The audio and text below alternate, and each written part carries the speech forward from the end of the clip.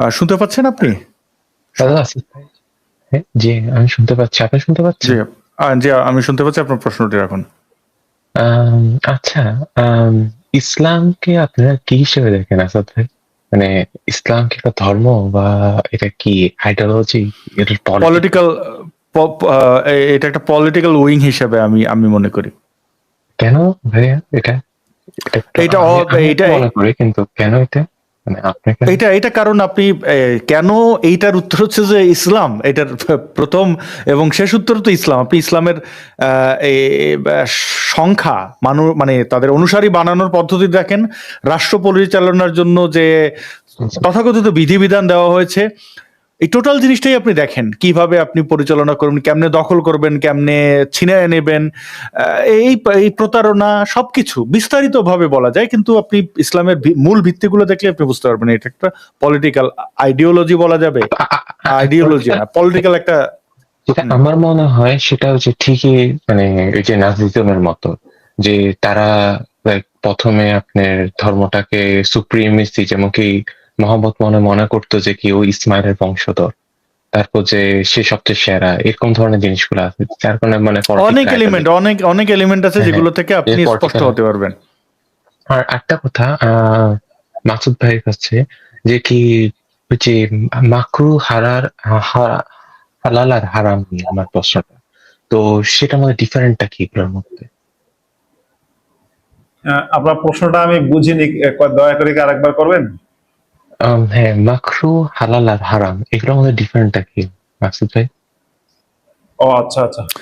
এগুলোর মধ্যে মাকরুহ। ডিফারেন্ট কারণ কারণ একটা কথা যে শুকরও বলে খাওয়া যাবে, মুসলমানরা বলে কোন সময় যখন বলে একদম এমন একটা অবস্থা করবে যে কি কোনো কিছুই নেই মানে খাওয়ার মতো।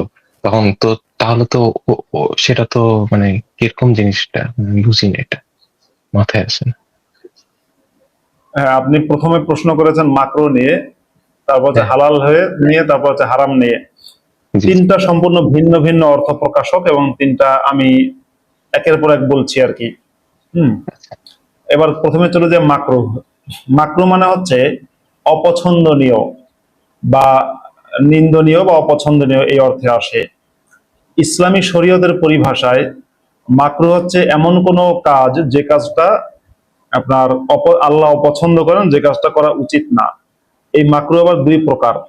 একটা হচ্ছে মাকরুহে তাহরিমি, আর একটা হচ্ছে মাকরুহে তানজিহি।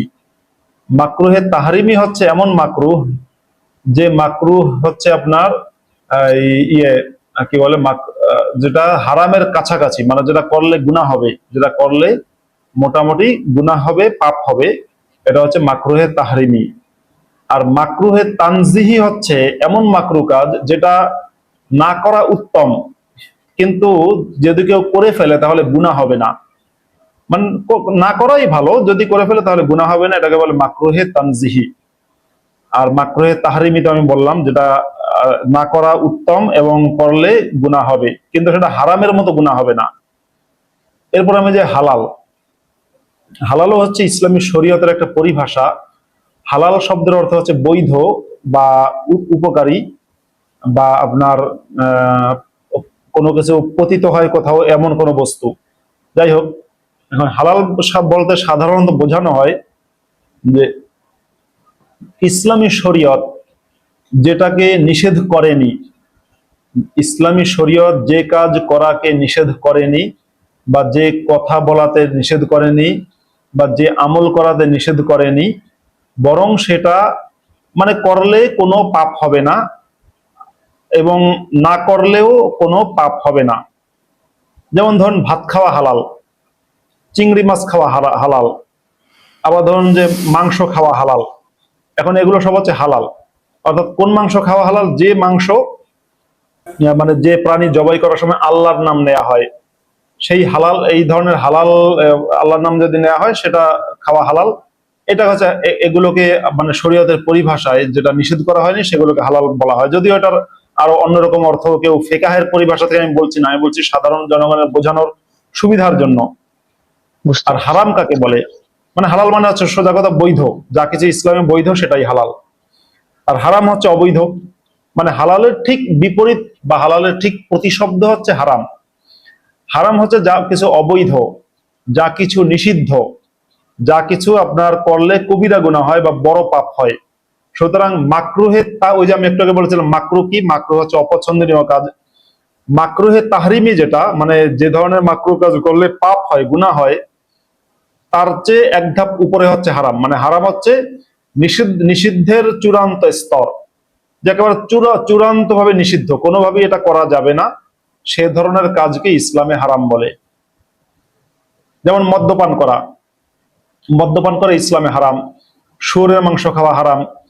ডক্টর ইউনুস মানে বাংলাদেশের জঙ্গি মুসলমানদের মধ্যমণি ডক্টর ইউনুস যেভাবে যে ব্যবসাটা করে, ওই ব্যবসাটা ইসলামে সম্পূর্ণরূপে হারাম। মানে শুধু হারাম তাই না, বলা হচ্ছে যে এটা এমন এক গুনাহ যেটা কেউ যদি করে তাহলে নিজের মায়ের সাথে 100 বার, মানে অনেক আলেমরা বলে নিজের মায়ের সাথে 100 বার বা 70 বার ব্যভিচার করার চাইতেও ভয়ঙ্কর গুনাহ হয় এই কাজে।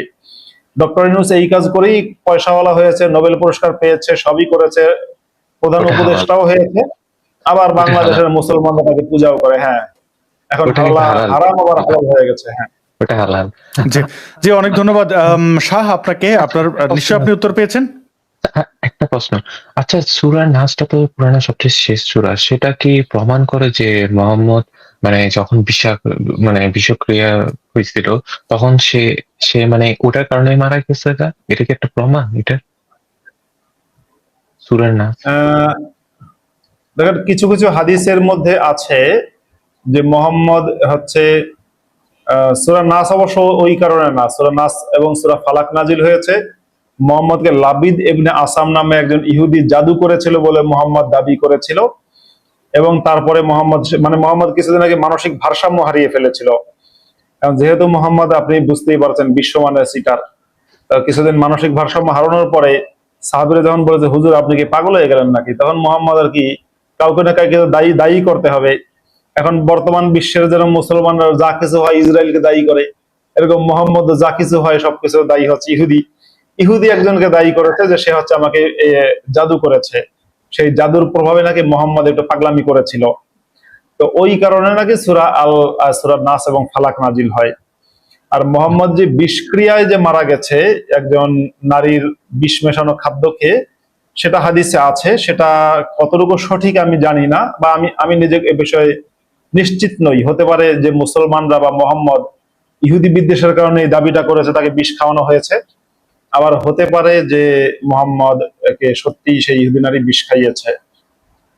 আচ্ছা আচ্ছা, বুঝতে জি, পারছি। শাহ নিশ্চয়ই আপনি আচ্ছা, ধন্যবাদ হাসান উত্তর ভাই। পেয়েছেন। আচ্ছা, ভালো। হ্যাঁ, জি, স্টুডিও থেকে বের হয়ে আপনি ফেসবুক বা ইউটিউব থেকে শুনবেন এটা আশা করবো। এবং যখন গেস্টদের অনুরোধ করবো আপনার প্রশ্ন করলে, প্রশ্নের যখন উত্তর মাসুদ ভাই দিচ্ছেন বা ওই বিষয়ে আলাপ করছেন, মাঝখানে কথা বলবেন না, কথা শেষ হওয়ার পরে, বা আপনারা প্রশ্ন করলেও সেখানে মাঝখানে কথা বলা হবে না। আরেকটা বিষয় বারবার অনুরোধের সাথে বলি, প্রাইভেট আপনারা যখন যুক্ত হন এই স্টুডিওতে ঢুকে প্রাইভেট চ্যাটে অনেকে মেসেজ করেন, আমাকে আগে যুক্ত করেন, এই এই এই মেসেজগুলো যারা করেন তাদেরকে যুক্ত করা হয় না। যে বিশেষ করে হাসিব একজন, তারপরে হুল্লা বালো একজন আছেন, এরপর রবিউল ইসলাম, তারপরে নাজমান, এই কয়জনকে বের করে দেওয়া হলো কারণ তারা বিরক্ত করছেন। এই বিরক্ত মানে আপনি যখন স্ট্রিমে আছেন, আপনাকে ক্রম অনুযায়ী যারা যারা যুক্ত হচ্ছেন তাদেরকে ওই হিসাবেই প্রায়োরিটি দেওয়া হবে। আপনার মেসেজের অনুযায়ী প্রায়োরিটি দেওয়া হবে না, বরং প্রাইভেট মেসেজে এই এই লিখে বিরক্ত করেন, অ্যাটেনশন অন্যদিকে, মানে এটা উচিত না। এটা যে কোনো ক্ষেত্রে কারোর বাড়িতে গেলে যদি আপনাকে বসতে দেয়, আপনি ধরেন ড্রয়িং রুমে বসে আছেন, তো আপনি তো তারা ডাকাডাকি করবেন না, রে ভাই ভাই এই আসেন, আমি তো আসছি, বসছি, কথা শোনেন, আসেন, এভাবে ডাকবেন না। গাছ আপনি আছেন, আপনি যে কোনো এখানে যুক্ত হয়েছেন, আপনি নিশ্চয়ই আপনার প্রশ্ন রাখবেন, কিন্তু বিরক্ত করছেন কেন? তো গাছ, আপনার প্রশ্নটি রাখেন। মাসুদ ভাই, জি, মাসুদ ভাই শুনতে পাচ্ছেন। মাসুদ ভাই আপনার কাছে দুইটা প্রশ্ন আছে। একটা হলো এই ভারতীয় উপমহাদেশে যেমন ওয়াহাবি, আহলে হাদিস আর সালাফি এই তিনটে একই রকম অর্থে ব্যবহৃত হয়, তেমনি কি সুফি, সুন্নি আর বারেলভি এই তিনটে কি একই অর্থে ব্যবহৃত হয়? ওহাবি, সালাফি এটা বুঝলাম, আর সুফি সুন্নি আর এটা কি বলেন, বারলাভি? হ্যাঁ হ্যাঁ। আচ্ছা, আমি পাঁচটারই অর্থ বলে দিচ্ছি। প্রথমে বলেন ওহাবি আর সালাফি। আসলে আহ, সালাফ মানে শব্দের অর্থ হচ্ছে পূর্ববর্তী বা পেছনের বা পুরনো। সালাফি মানে হচ্ছে যে পুরনোটার অনুসরণ করে, সাধারণত এই অর্থে বোঝানো হয়। তো বর্তমান সৌদি আরবের বা আরব বিশ্বের বেশিরভাগ মুসলিমরা সালাফি, বিশেষ করে সৌদি আরবের।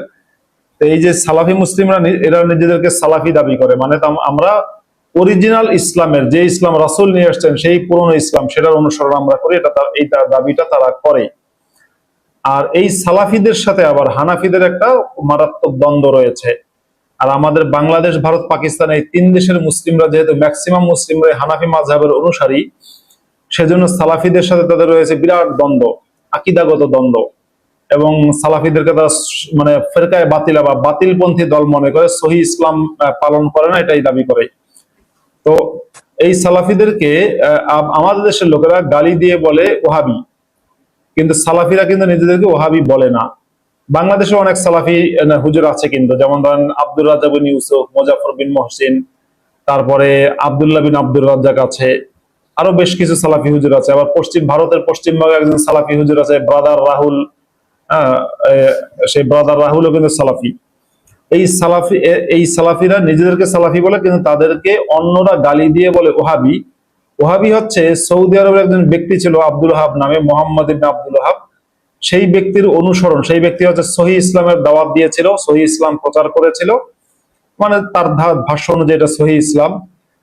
ওই এই ব্যক্তি যেহেতু ওই সালাফি মতাদর্শ সৌদি আরবে ব্যাপকভাবে প্রচার করেছে, সেই জন্য আমাদের দেশের হুজুররা তাদেরকে গালি দিয়ে বলে সালাফি, এই ওহাবি গেল। আর একটা জিনিস আছে আহলে হাদিস, যেটা আপনি প্রশ্ন করেননি, কিন্তু প্রসঙ্গক্রমে আমি বলছি।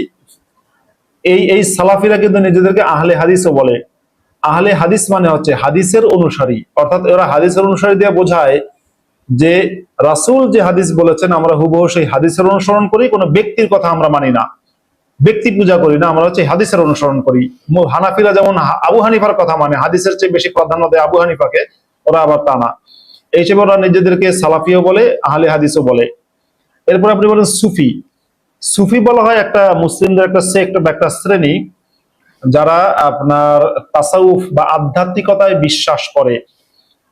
ইসলামে যেহেতু আধ্যাত্মিকতা বলতে কিছু নেই এবং ইসলামে স্পিরিচুয়ালিটিও নেই, যাই হোক, এই ইসলামী স্পিরিচুয়ালিটি না থাকার কারণে সুফিরা কি করেছে, তারা ইসলামের মধ্যে স্পিরিচুয়ালিটি ঢোকার একটা জবরদস্তিমূলক চেষ্টা করেছে, যে চেষ্টাটা আদতে কোনোদিন সফল হয়নি এবং হবেও না, সম্ভব না। তো সেই কারণে ওই সুফিদেরকে কিন্তু বাতিলপন্থী মনে করা হয়। সহি ইসলামের লোকেরা তারা বাতিলপন্থী মনে করে। ইনফ্যাক্ট হানাফিদেরও অনেকে সুফিদেরকে বাতিল মনে করে, সবাই না, হানাফিদের অনেকে। আর আহলে হাদিসরা যারা আছে বা সালাফিরা, তারা সবাই সুফিদেরকে ডাইরেক্ট আর কি অমুসলিম মনে করে। তারা সুফিদেরকে অনেকেই অমুসলিম মনে করে, বা বেশিরভাগ সুফিদেরকে তারা মনে করে কাফের বা ভ্রান্ত মনে করে, বাতিল দল মনে করে। আর বেরলভী নামে একজন ব্যক্তি ছিল। এই বেরলভী নামে ব্যক্তি যিনি, সেই ব্যক্তি আর কি ভারতবর্ষে যখন ব্রিটিশরা ছিল, তখন তিনি আর কি ওই করেছিলেন, সুফি মতাদর্শ খুব ভালো করে প্রচার করেছিলেন। তো তার অনুসারীরা ভারতবর্ষে প্রচুর আছে, এখনো আছে, এবং তারা মূলত সুফিবাদের অনুসারী। ওই ব্যক্তির নামে আর কি বেরলভী মতাদর্শটা এসছে। এই আহমদ, তার নাম হচ্ছে আহমদ রেজা খান। আমি বলে দিচ্ছি, আহমদ রেজা খান বেরলভী। উনি 1921 সালে মারা যান। 1921 সালে তার মৃত্যু হয়। এই আহমদ রেজা খান বেরলভীর অনুসারীদেরকে বেরলভী বলা হয়। তিনি মূলত ভারতবর্ষে সুফিবাদের প্রচার এবং প্রসার অনেক বেশি করেছিলেন। অসাধারণ, চমৎকার মাসুদ ভাই, অনেক ধন্যবাদ। এটা আমি নিজেও সমৃদ্ধ হলাম। গাছ, আপনার প্রশ্নের নিশ্চয়ই আপনি উত্তর পেয়েছেন। মাসুদ ভাই, আমার আরেকটা প্রশ্ন ছিল, যেটা এই উপরে, ফিকার উপরে।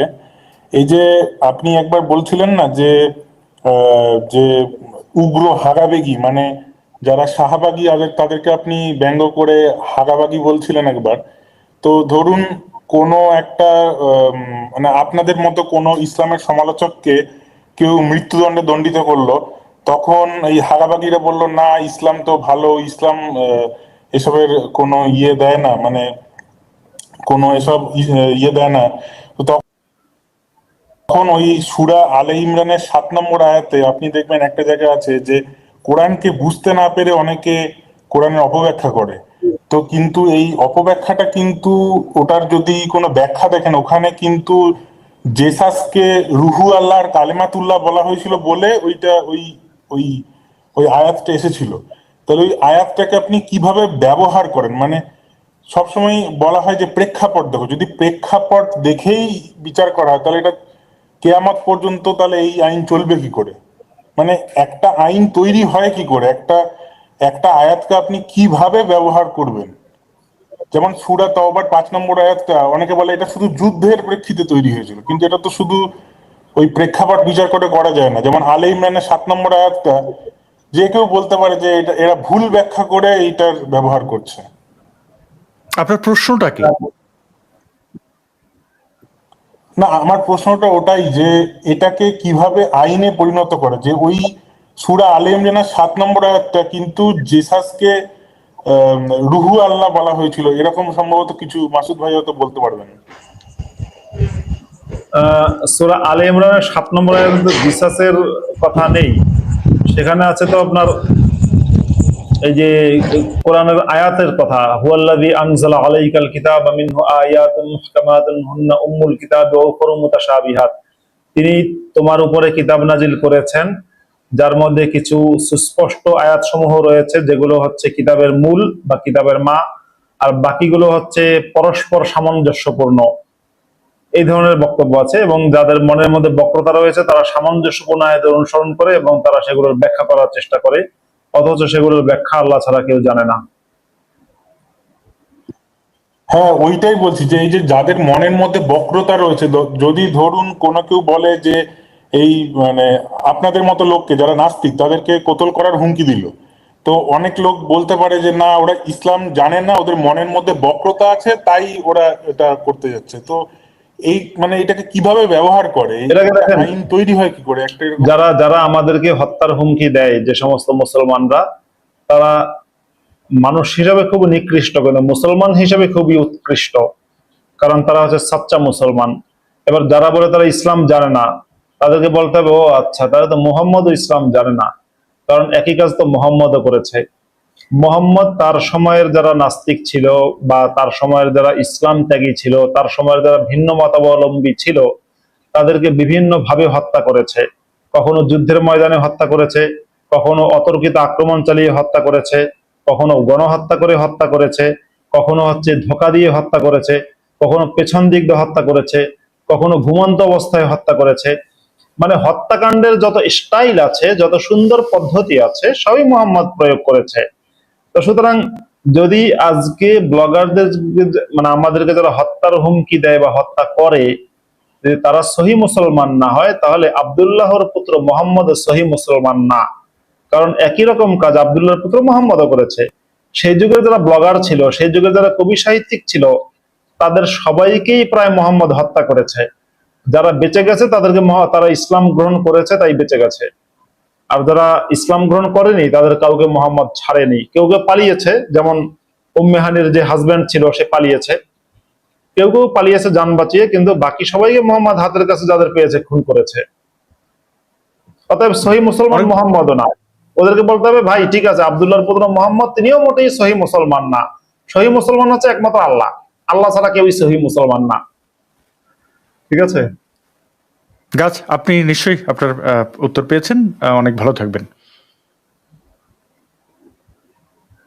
আপনাকে শুনতে পাচ্ছি না, যাই হোক আপনি নিশ্চয়ই ইউটিউব থেকে শুনবেন।